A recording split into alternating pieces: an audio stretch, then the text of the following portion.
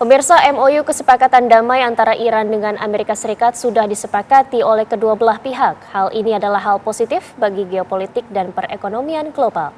Namun isi perjanjian dianggap lebih menguntungkan bagi pihak Iran. Lantas bagaimana sikap dan tanggapan masyarakat atas kesepakatan damai tersebut? Sudah bergabung bersama kami kontributor TV One dari New York, Amerika Serikat, Yanri Subakti. Selamat pagi waktu Indonesia, Yanri. Silakan dengan laporan Anda. Felicia dan Putri, selamat pagi waktu Indonesia, dan di hari ini di kota New York masih hari Jumat 19 Juni hampir pukul 6.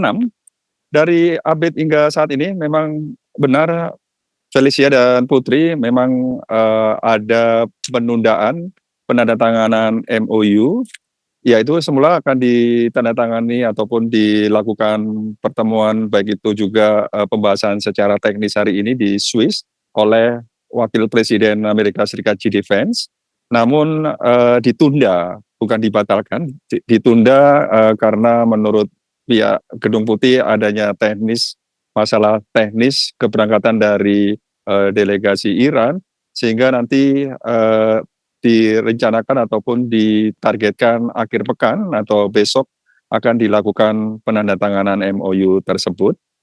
Demikian juga Presiden Trump maupun juga Presiden Iran Masoud Pezeshkian secara terpisah kemarin pada hari Rabu telah menandatangani dokumen kesepakatan yang berisikan 14 poin. Jadi ini sepertinya sudah ada langkah serius dan ada kepastian di mana kedua negara yaitu Iran maupun juga Amerika Serikat ada kesepakatan untuk mengakhiri damai selama 60 hari.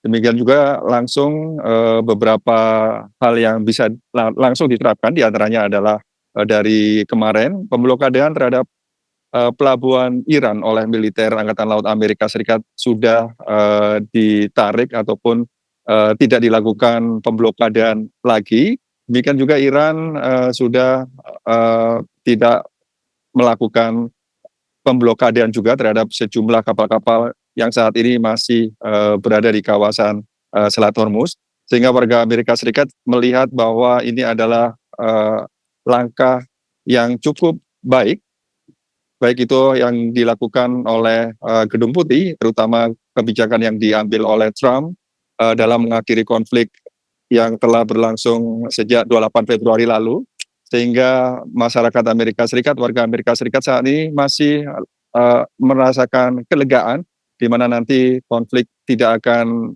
terjadi lagi ataupun konflik militer antara antara Amerika maupun Iran juga sepertinya akan berakhir.